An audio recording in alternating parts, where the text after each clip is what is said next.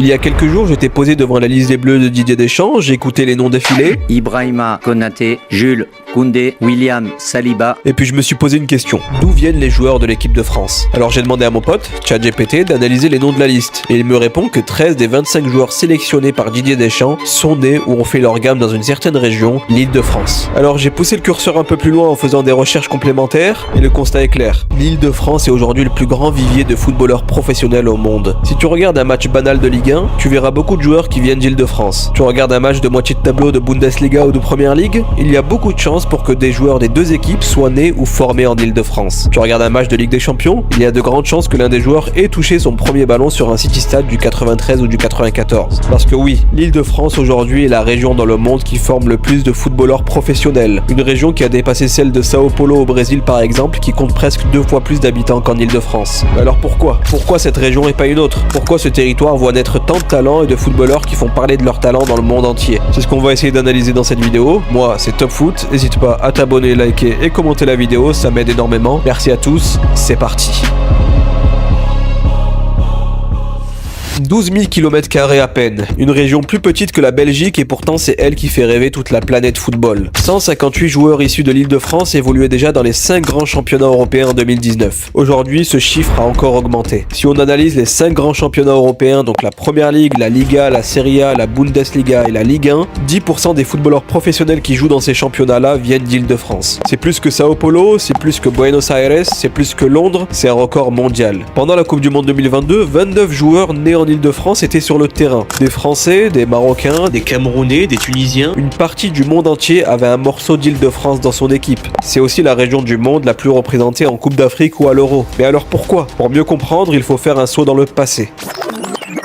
Tout commence dans les années 1960. À ce moment-là, la région parisienne a besoin de bras. Alors beaucoup de familles immigrées arrivent pour travailler. Elles s'installent dans les périphéries, là où le football est déjà une vraie passion populaire. À partir des années 1980, l'État a compris que le sport pouvait être un rassembleur social. En 1991, le plan J-Sport est lancé. Plus de 1000 équipements sportifs construits, principalement des city-stades. Et là, le foot devient partout accessible, même dans les quartiers les plus enclavés. Avant ça, les jeunes jouaient simplement en bas de chez eux, sur un parking, un pied d'immeuble ou un bout de pelouse. Au début, la plupart des talents qui naissaient en Île-de-France n'étaient pas repérés. Aucun des membres de l'équipe de France qui a remporté le championnat d'Europe en 1984 ne venait de la région parisienne. Et puis arrive 1998, la victoire de la France en Coupe du Monde, la génération Zidane, Thuram, Henry, une équipe qui représente toutes les couleurs, toutes les origines. C'est un choc. Dans les cités, les jeunes se disent, si eux l'ont fait, pourquoi pas nous? Le football devient une voie de réussite, un ascenseur social, une manière de se faire une place dans une société où les perspectives futures sont parfois limitées. À cette époque, en Île-de-France, on compte 1200 clubs pour 1268 communes. Presque un club par ville, et les licences sont abordables pour tous. La Fédération française de football, la FFF, comprend qu'elle tient un trésor entre les mains. Le niveau augmente, les entraîneurs se forment, tout s'élève. C'est aussi à ce moment-là que la formation se professionnalise. Avant, les petits étaient encadrés par des bénévoles, souvent des pères de famille. Aujourd'hui, même les U9 ont des entraîneurs diplômés. Le niveau des jeunes monte, donc celui des éducateurs aussi. À 13 ans, les meilleurs jouent déjà en compétition régionale de haut niveau. Et plus de 5000 éducateurs ont été formés en Île-de-France rien que l'an dernier. Ce qui fait aussi la différence avec l'Île-de-France, c'est la culture. Ici, le football, ce n'est pas un loisir du week-end, c'est une manière d'être, une manière de respirer. Tu peux aller à Sarcelles, à Bondy, à Montfermeil, à Torcy, à Trappes, partout tu verras la même chose. Des gamins qui jouent. Dans la rue, sur du béton, dans les city-stades, sur des pelouses abîmées, parfois même dans les cages d'escalier. Pogba l'avait dit dans une interview, tous les jours, c'est le ballon. Et ce n'est pas une image, le foot est partout. À l'école, dans les quartiers, dans les discussions, dans les rêves. Ce n'est pas juste du sport, c'est une langue commune. Et jouer dans la rue, ça te crée des qualités que tu n'as pas forcément en club ou en centre de formation. Par exemple, quand tu fais un 7 contre 7 dans un city-stade du 93 sans chasuble, ça t'oblige à visualiser l'espace, lever la tête, observer tes partenaires, et ton cerveau doit comprendre et analyser rapidement. Et pour ces milliers de jeunes, commencer à jouer sur du béton, ça t'oblige à jouer debout. Les tacles, tu évites si tu veux pas rentrer avec des éraflures à la maison, tu contrôles de la semelle, tu joues vers l'avant, tu apprends à bouger dans des espaces réduits. Et c'est d'ailleurs pour ça qu'à l'époque, Johan Cruyff, quand il revient à l'Ajax, demande à son staff de délocaliser certains entraînements sur les parkings du stade en béton pour apprendre à jouer différemment que sur des terrains en herbe. Et cette omniprésence du foot, elle se voit dans les chiffres. L'Île-de-France, c'est près de 300 000 licenciés à la Fédération française de football. C'est plus que dans des pays entiers comme le Portugal ou la Turquie. L'Île-de-France, c'est aussi 77 des 100 plus gros clubs de France en nombre de licenciés. Chaque ville, chaque banlieue, chaque quartier a son club. C'est une région où la compétition commence très tôt, parfois dès l'école primaire. Les matchs sont tendus, les duels rugueux, les tribunes bouillantes. Les jeunes y développent une mentalité rare, jouer pour gagner, avec une grosse qualité physique, mais aussi technique. Et ben ça intéresse beaucoup. Chaque week-end, week-end, les recruteurs de Monaco, de Leipzig, du Bayern, de Manchester ou de la Juve quadrillent les terrains d'Île-de-France. Certains vivent ici à plein temps juste pour ne rien rater. Parce qu'en Île-de-France, un match U17 nationaux peut ressembler à une finale de Coupe du Monde. Ce qui fait la différence entre les jeunes franciliens et les autres, c'est leur mentalité. Une grinta particulière et aussi un sang-froid impressionnant pour des jeunes garçons qui doivent parfois faire face à des ambiances très hostiles.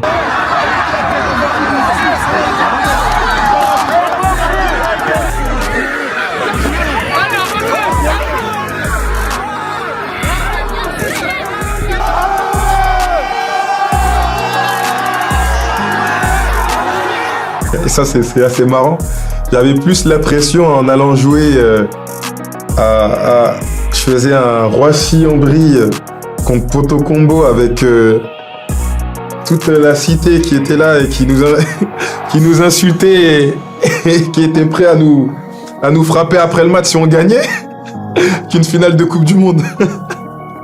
La pression, on la connaît, ça fait assez longtemps, on va dire. Le football d'Île-de-France a une identité. C'est un mélange explosif entre la rue et le jeu collectif. Les jeunes apprennent à jouer dans des espaces minuscules, ils développent des réflexes, de la créativité, des dribbles, de la vitesse. C'est un jeu instinctif, libre, inventif. Un scout européen disait « Les Parisiens jouent comme les Brésiliens d'il y a 30 ans ». Et ce n'est pas qu'une image, c'est une école du bitume, de l'improvisation. Là où d'autres apprennent dans des académies structurées, des centres de formation, certains l'apprennent dans la rue. Et ça donne des profils imprévisibles, explosifs, techniques. C'est pour ça que les clubs étrangers adorent les joueurs franciliens, parce qu'ils savent jouer sous pression et qu'ils n'ont peur de rien. Alors on a parlé de l'aspect historique, on a parlé du nombre de joueurs licenciés, des qualités spécifiques des joueurs d'Île-de-France, mais quand je vous dis qu'aujourd'hui 6 joueurs de Ligue 1 sur 10 viennent d'Île-de-France, c'est que les clubs travaillent et forment très bien. Et quand on parle de formation en Île-de-France, on pense forcément à Clairefontaine, mais Clairefontaine c'est juste la vitrine. Derrière il y a une armée de clubs souvent modestes ou moins bling bling, mais d'une efficacité redoutable. Bondy, Montfermeil, Torcy, les Ulysses, Sarcelles, Épinay, Montrouge, Bretigny, Aulnay, Créteil, Red Star, Paris FC, Versailles,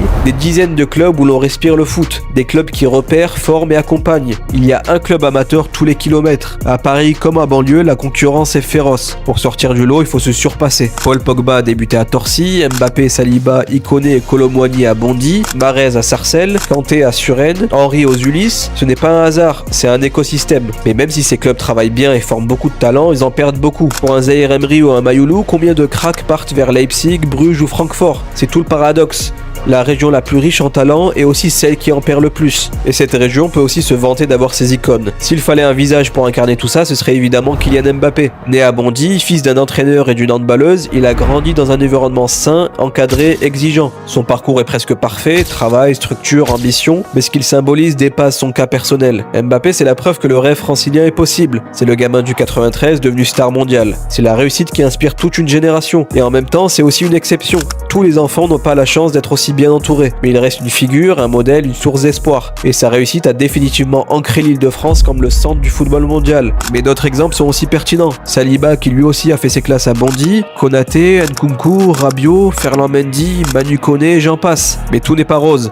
Ce vivier attire le monde entier, parfois au détriment des jeunes eux-mêmes. Les scouts étrangers se multiplient et veulent trouver les meilleurs talents. Certains repèrent des enfants dès 10 ans, des clubs amateurs forment sans jamais toucher un centime sur les transferts, et beaucoup de jeunes repérés trop tôt finissent perdus dans le système. Et derrière les success stories, il y a aussi beaucoup de carrières brisées. Des jeunes qui n'ont pas percé, qui se retrouvent sans diplôme, sans repère, sans plan B. C'est la face cachée du football. Le football en Île-de-France n'est pas seulement un jeu, c'est un prisme à travers lequel on peut lire toute la société francilienne. Ses inégalités, ses tensions, mais aussi son génie. Sur un terrain de Bondy ou de Trappes, tu peux croiser un futur ingénieur, un futur rappeur, un futur footballeur professionnel. Et tous partagent la même énergie et la même envie. Et c'est ce qui fait aussi la beauté de cette région, sa diversité et son feu intérieur. Aujourd'hui, l'Île-de-France est ce que le Brésil était dans les années 90. Un modèle, un mythe, une terre de talent et de passion. Les clubs étrangers le savent, les sélectionneurs le voient et les statistiques le confirment. Le cœur du football mondial bat à Paris et ses alentours. Et pour beaucoup, le béton du City Stade est devenu le tremplin de leur vie de footballeur professionnel. Ce n'était pas le cas dans le passé, mais aujourd'hui, oui. Le monde entier regarde Paris. Mais pas pour la Tour Eiffel, pour ses terrains de quartier, pour ses éducateurs, pour ses gamins et leur style de jeu. Parce que c'est là, en Île-de-France, dans ces 12 000 mètres carrés, que se fabrique le futur du football mondial. Alors la prochaine fois que vous verrez un match de Ligue des Champions, regardez bien, parce qu'il y a de grandes chances qu'au moins un joueur ait touché son premier ballon à Bondy, Montfermeil ou Torcy. Mais ça, il n'y a que l'avenir qui nous le dira. C'était Top Foot, n'hésitez pas à liker, commenter et partager la vidéo, ça m'aide énormément. Sur ce, je vous dis à la prochaine, ciao les amis.